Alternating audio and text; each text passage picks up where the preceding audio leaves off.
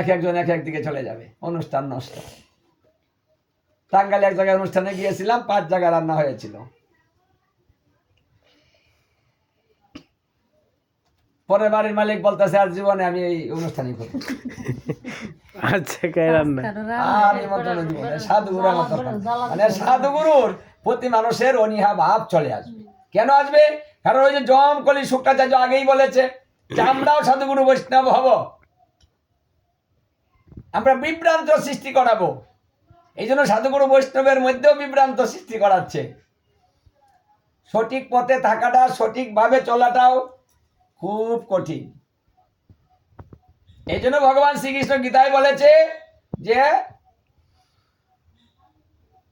নিরিবিলি বাস করার চেষ্টা করো, নিরিবিলি,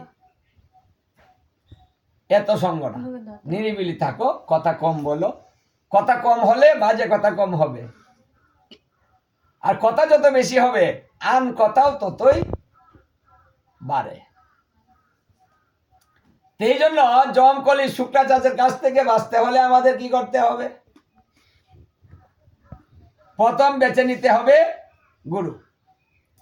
গুরু বেছে নেওয়ার পরে যদি শুদ্ধ গুরু হয় তাহলে সেই গুরুর কাছেই থাকতে হবে। যদি শিক্ষার প্রয়োজন হয় তাহলে একজন শিক্ষা গুরু আশ্রয় নেওয়া যায় তার কাছ থেকে শেখার জন্য, কিন্তু পুনরায় দীক্ষা নেওয়া যাবে না। এক মন্ত্র 2-3 বার নেওয়া যায় না, তাহলে গুরু ত্যাগের অপরাধ হয়, তখন তার আর ভজনে অগ্রগতি হবে না। কারণ এই কিছু কিছু জায়গা আমাদের ঠিক রাখতে হবে। সংসারের কল্যাণের জন্য অনেক কিছু করার দরকার নাই, কিন্তু কিছু কাজ করতে হবে।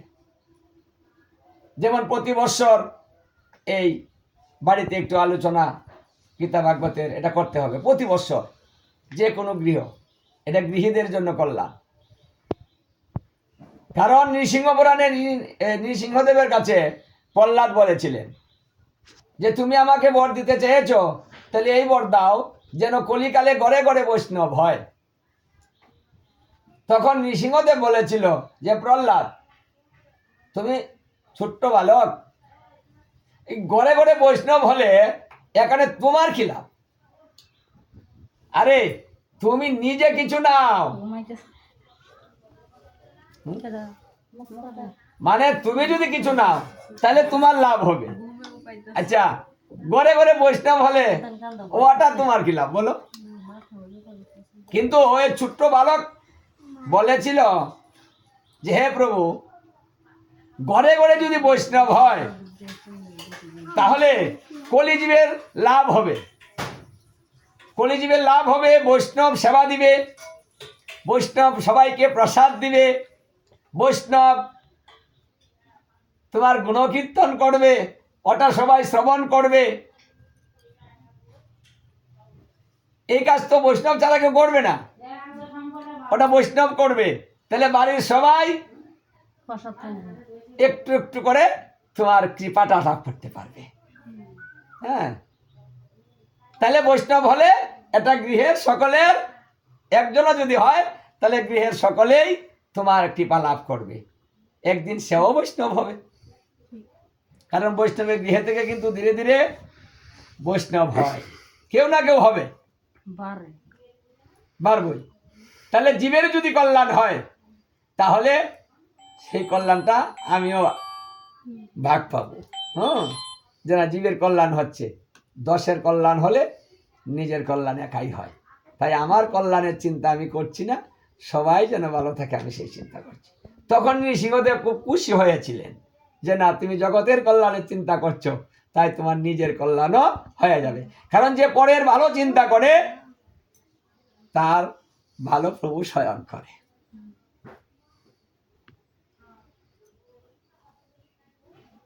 এই জন্য আমাদের অন্যের কল্যাণ চিন্তা করা, অন্যের অপরাধ নিয়ে বা অন্যের দোষ এইগুলা নিয়ে আলোচনা না করা।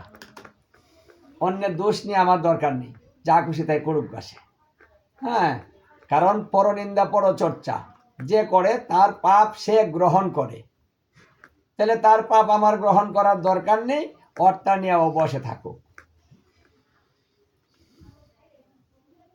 এখন এই কলিকালে এগুলা বেশি হবে, কারণ কলির বংশ হচ্ছে খারাপ। কারণ কলির বাবা বোন স্বয়ং মানে সবাই হচ্ছে বেবিচারী। যেমন হিংসা, যেটা আমাদের প্রধান হিংসা, তো হিংসা হচ্ছে কলির বাবা। তো হিংসা যখন কলির বাবা, হিংসা থেকে তার জন্ম হয়েছে, আর সে নিজে হয়েছে কলহ, আবার তার মা হলো মিথ্যা। তার একটা বোন আছে, সে হলো লোভ। মানে আমাদের যা যা নিত্য বেশি ভালোবাসি, যেমন লোভ আমাদের খুব ভালোবাসার বস্তু। হ্যাঁ, যে কোনো কিছুর মধ্যে আমাদের একটা লোভ চলে আসে, তাই না? একটা ভালো খাবার দেখলেও তার প্রতি আমাদের লোভ, তাই না? টাকা পয়সা দেখলেও লোভ। মানে লোভ কিন্তু আমাদের আছে, আমরা লোভী। দেবতার পূজা করলে কি লোভ ছাড়া হয়? দেবতার পূজা করলেও কিন্তু এখানেও লোভ, তাই না? পূজা করলে এই লাভ হবে, ওই লাভ হবে। হ্যাঁ, আর যে ব্রাহ্মণ পূজা করবে তারও লোভ। আগেই বস্তা বাড়ি থেকে নিয়ে যায়, ওই যে পূজা করতে কি কি লিখে দিয়েছে এগুলো নিয়ে আসতে হবে। হ্যাঁ, তার জন্য কিন্তু আগেই রেডি লোভ। হ্যাঁ, আর যদি বাটাবলি হয় কটা মাথা হবে, হ্যাঁ কিভাবে আনবো, হ্যাঁ ওইগুলো ব্যবস্থা করে নিয়ে যাওয়া হয়। তাহলে লোভ কিন্তু সবারই আছে। দেবতার পূজা করলে কত লাভ হবে, কি লাভ হবে, সেটাও আমাদের লোভ আগেই আমরা করে রাখি। আবার গোবিন্দকে যদি কেউ ভক্তি করে বা গুরুদেবকে ভক্তি করে, এখানেও লোভ আছে, চাওয়া চাওয়ি আছে। শুধু শুধু ভক্তি কেউ করে না পৃথিবীর। হ্যাঁ, ভক্তিটা করলেই বলবে আমাকে এই দেও, এই দেও, ওই দেও, ওই দেও, মানে সেই যাবো, তাই না? আশীর্বাদটা হলে তো চেয়ে নেই যে প্রভু তুমি আমাকে আশীর্বাদ করো, সংসারটা ভালো করে দাও। হ্যাঁ, অনেক কিছু চাওয়া চাওয়ি আছে। তাহলে আমাদের লোভ বেশি। তাহলে লোভ হচ্ছে স্বয়ং কলির বোন। এই জন্য কিন্তু আমাদের লোভ বেশি। আবার হিংসা বেশি। কলির বাবা, হিংসা হবে না কেন? তা আমাদেরও কিন্তু হিংসা। কেউ ভালো চললেও দেখতে পারি না, হিংসা লাগে। কেউ চলতে পারে না, ওখানেও হিংসা লাগে। চলতে না পারলেও হিংসা, বেশি ভালো চললেও হিংসা, সুন্দরী হলেও হিংসা, আবার বান্দরী হলেও হিংসা।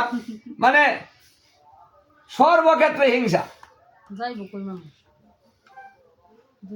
বেশি সুন্দর হলে এত সুন্দর ভালো না, বেশি গুণবতী কত গুণ, আরে শিক্ষিতটা কি, হ্যাঁ মানে আবার লেখাপড়া জানে না, ও মহামূর্খ, গণ্য মূর্খ।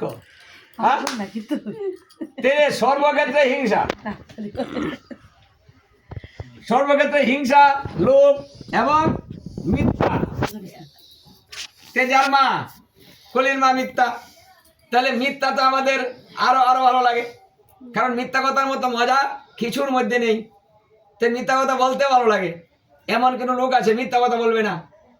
হবে মিথ্যা ছাড়া? সে কেউ যদি বলে আমি মিথ্যা কথা বলি না, ওই কিন্তু ওই কথাটাও মিথ্যা কথা বলছে। হ্যাঁ, মিথ্যা কথা বলি না, এটাও মিথ্যা কথা। হ্যাঁ, কারণ ও মিথ্যা কথা বলে। রাধারানী স্বয়ং মিথ্যা কথা বলেছে। মিথ্যা কে বলে না? কৃষ্ণ মিথ্যা কথা বলেছে, তারাও মিথ্যা বলেছে, ছলনা করেছে। ছলনা মিথ্যা ধর্মের মধ্যে থাকবে, চলবে।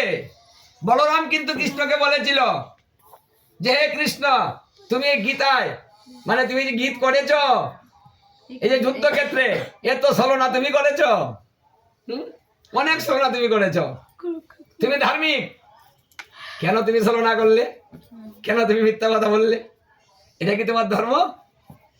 কৃষ্ণকে কিন্তু বলরাম এগুলা প্রশ্ন করেছিল।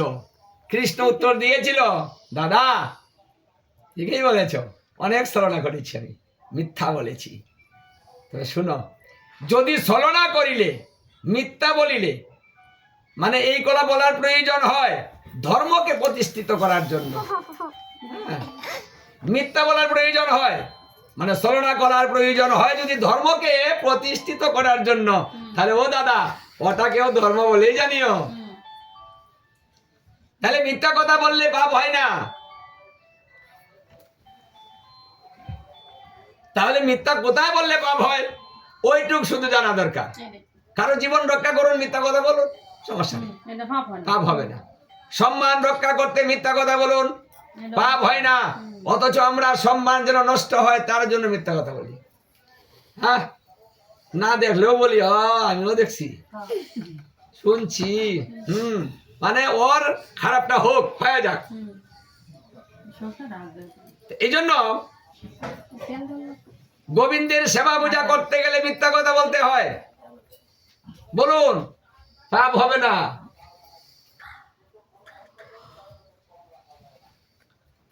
তবে নিজের স্বার্থের জন্য যদি কেউ কিছু বলে, মিথ্যা বলে, তাহলে পাপ হয়। তাহলে এটা হলো কলির বংশ। তে যার বংশই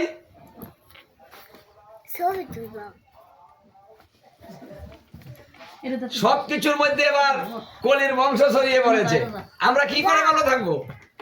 তাহলে এ থেকে মুক্তি লাভের উপায় কি? আর এই প্রশ্নটাই কিন্তু 60,000 মুনি ঋষি উগ্রশ্রবা সুতমণির কাছে করেছিলেন যে হে সুতমণি,